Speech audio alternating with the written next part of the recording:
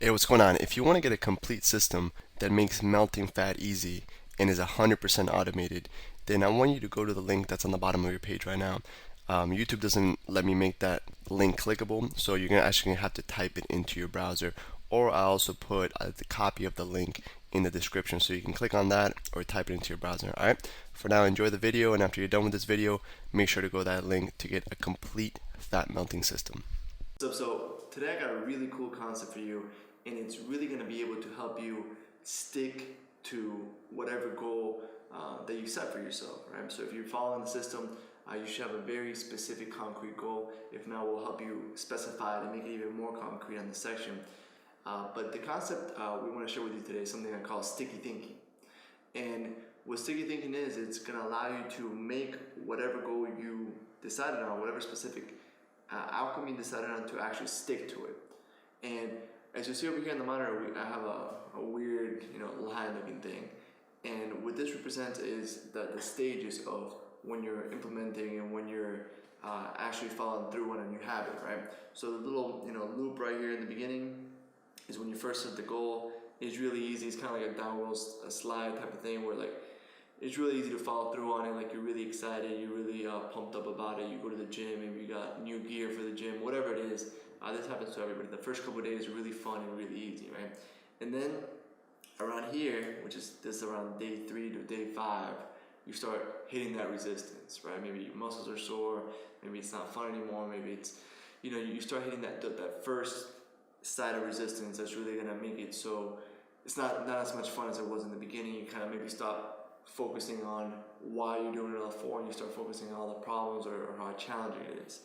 And as you go up and up, the resistance gets heavier and heavier, and the resistance to go back to your old habits gets stronger and stronger the more you climb this ladder. So maybe this is something like day 18 here, day 20, and then you'll hit a tipping point. We talked about in other videos where you hit that tipping point where things start to become automatic, and then it stops.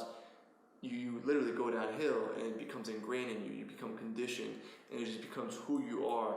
And now it starts requiring less and less willpower to take that same action, whether it's do the 12-hour rule, do your morning walk on an empty stomach, whatever specific action step you want to condition and make automatic. This is the steps that you're going to go through. And having this graph and just knowing that, okay, around day 3 I'm going to hit some resistance, and expecting it, really helps you to objectify the problem and be able to overcome it. So the concept of today is sticky thinking is really going to use external motivation to overcome this area right here. When you start having that super resistance, you're climbing more and more and you're doing the same action steps, this concept is really going to help you to shatter that and follow through and push through that so you can get all the benefits, which are right here. Most people, they quit somewhere along here, and then they have to start over. You continually have to start over. So it's better to just get it over with, do it once, and get that habit ingrained in you so you don't have to keep going through the hardest part over and over. So the first step at sticky thinking is getting a very specific and concrete goal. So Jason, why don't you tell me a common goal that you hear someone that you're coaching tell you? Yeah, I mean, the biggest problem. Hey, what's going on? If you're enjoying the video so far, do me a huge favor and click on the like button below. You'll get your good deed for the day out of the way. It helps me out a lot. Also, go ahead and subscribe and leave a comment. Something as simple as good video or I enjoyed the video.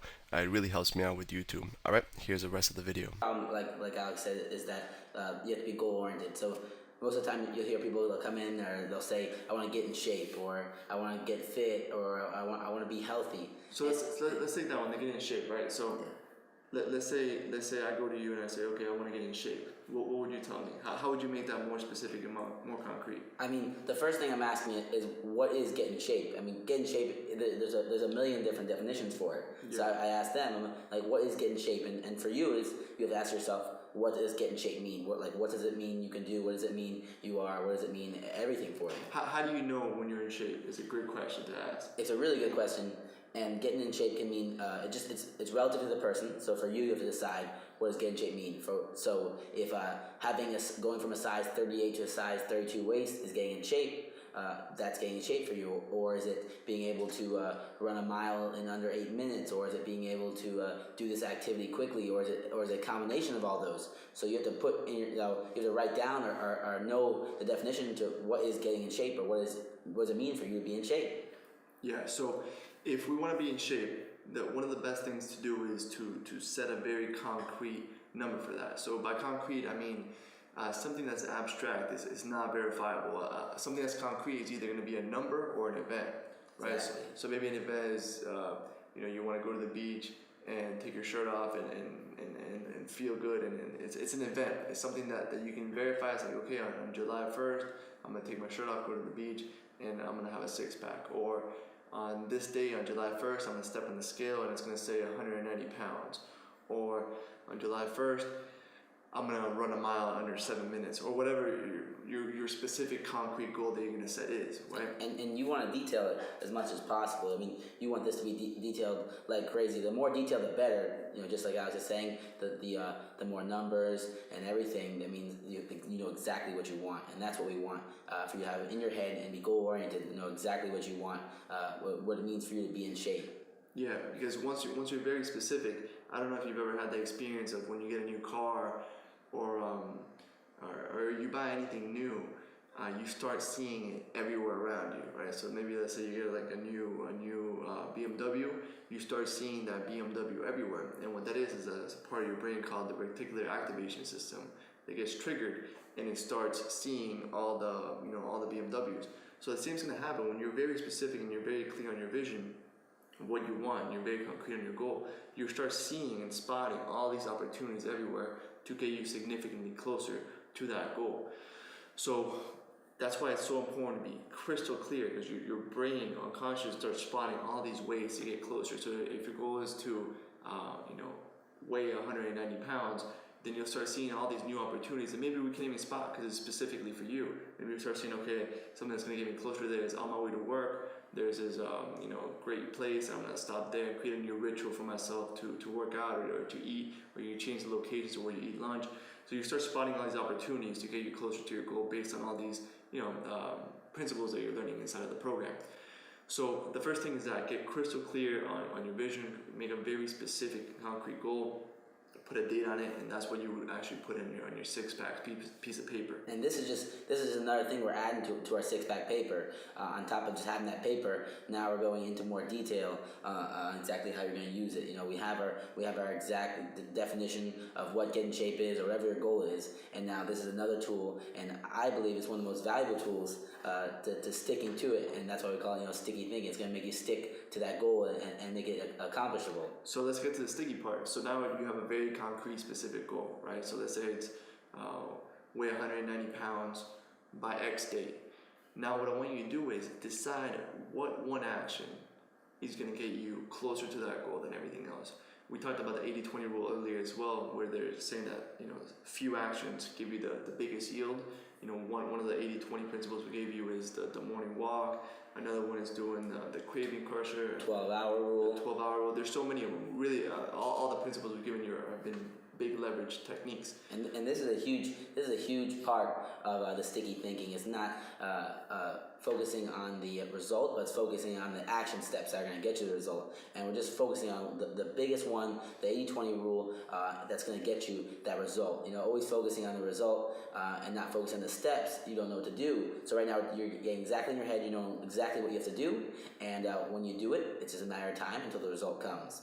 Exactly. So we're going to focus on the highest leverage action step, and we're going to make it sticky, right? So let's say you decide on the action step that you want to make sticky is going on that morning walk every morning, right? So every morning when you wake up, you're going to go on a small walk with an empty stomach. So now how do we make it sticky so we can overcome and really not get caught up in this resistance that's going to come inevitably when you're installing any kind of new routine?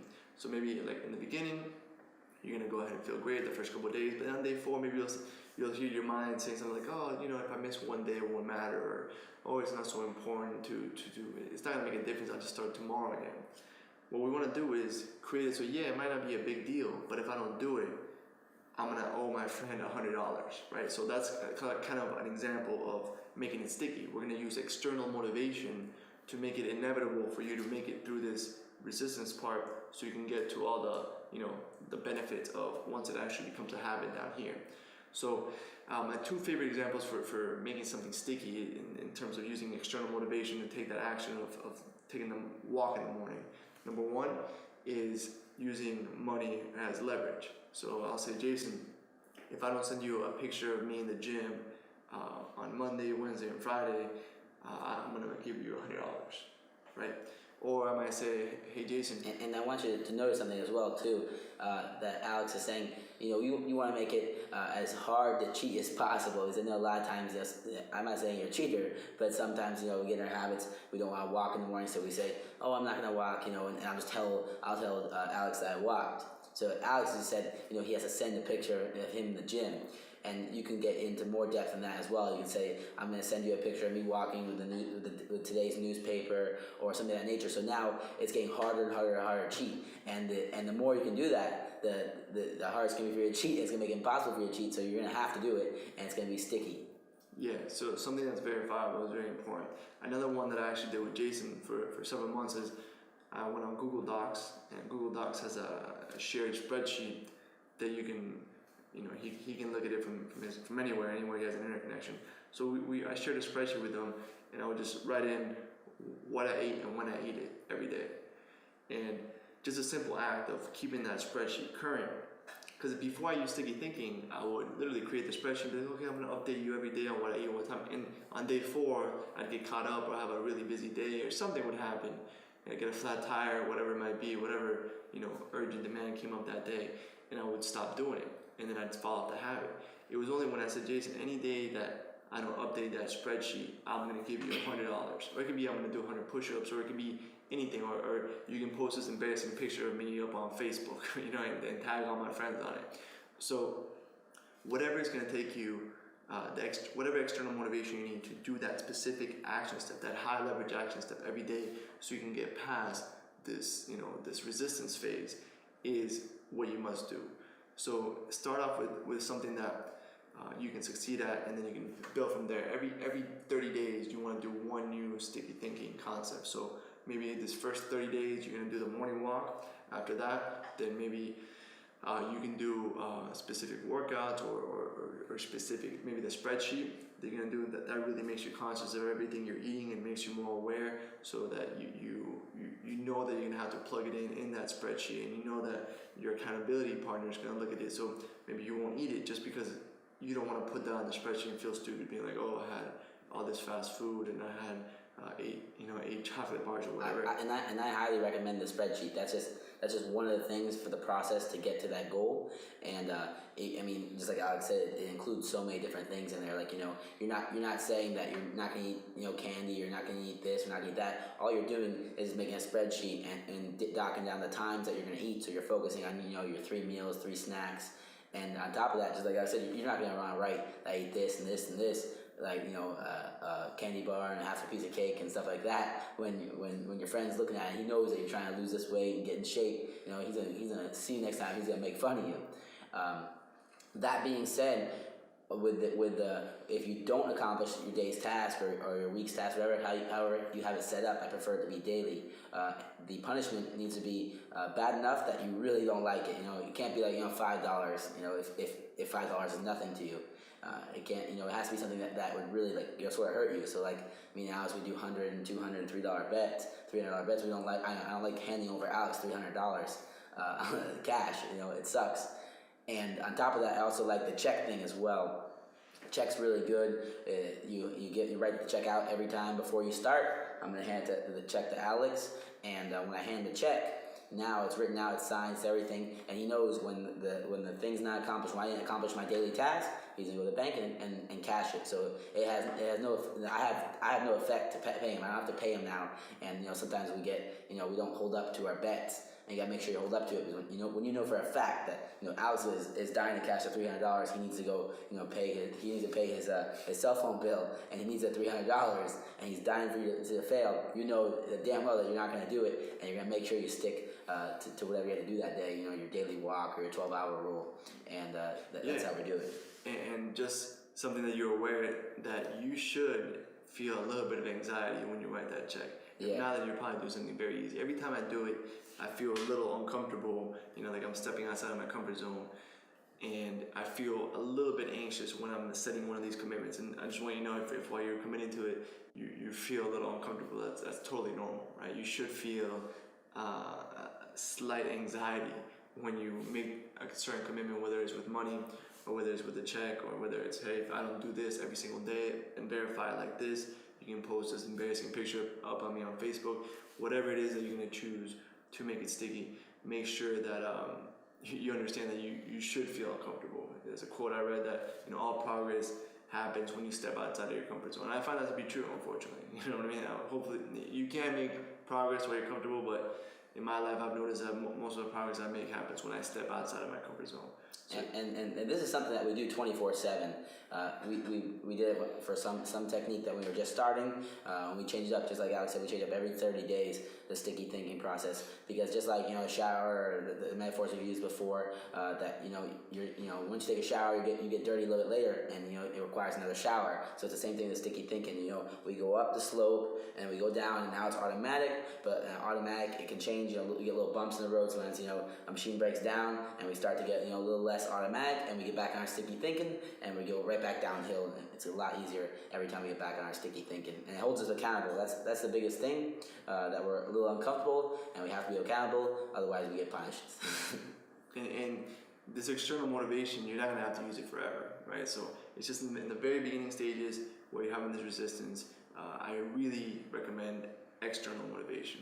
And to me, I found that there's nothing that'll make you make more progress faster than sticky thinking, because you can you've seen all the fat doctors, all the fat nutritionists, all the fat personal trainers, they all know what to do, but they can't get themselves to do it. And I think that's one of the biggest reasons why, because our logical brains or emotional brains are often in conflict. This principle kind of aligns everything together. So yeah, it's going to be super painful if I don't apply what I logically know is going to be best for me in the long term. So it's a simple concept. We're going to have a PDF downloadable worksheet below with the exact steps to do, so you go ahead and implement sticky thinking. There's also a cool resource on there called stick.com, spelled with 2 K's, so stickk.com. We'll link to that in the worksheet as well. If you don't have an accountability partner, you can actually do it online, and it's a pretty cool way to set up a goal, set stakes, and it's all done automatically online. So that's something cool that you can do as well if you don't have someone that you trust with a check or whatever. There's no excuse for not doing 1 year sticky thinking for a new habit that you want to integrate, a new behavioral habit, a new high leverage habit every 30 days. So literally you wake up a year from now and you're going to have 12 new habits, and your life's going to be completely different. All the habits are going to have a compounding exponential effect on each other, and you're just going to wake up a year from now with a totally different life, and it's going to be all automatic. You went to the hardest part once, you don't keep going up and down over and over and having to start the hardest part over and over again. You literally do it once, get it over with, get it ingrained in your nervous system, upgrade your self-image and create that lifelong transformation, get that automatic six-pack, and live that way. Real quick, one more thing before you go. I want to make sure you know that there is no correlation between how hard you work and how much fat you melt or how much muscle you build. All right? There's enough science, enough data out there that there's absolutely no correlation between hard work and results. All right? There's a difference between movement and achievement. All right? If you want to learn my best tips, what I call the 5% hacks that allow you to get maximum results, maximum fat loss, maximum lean muscle gain, I want you to go to the link that's on the bottom of this page, or you can click on the link in the description. All right, you're going to get a complete system for melting fat in an intelligent and streamlined system. I'll see you there.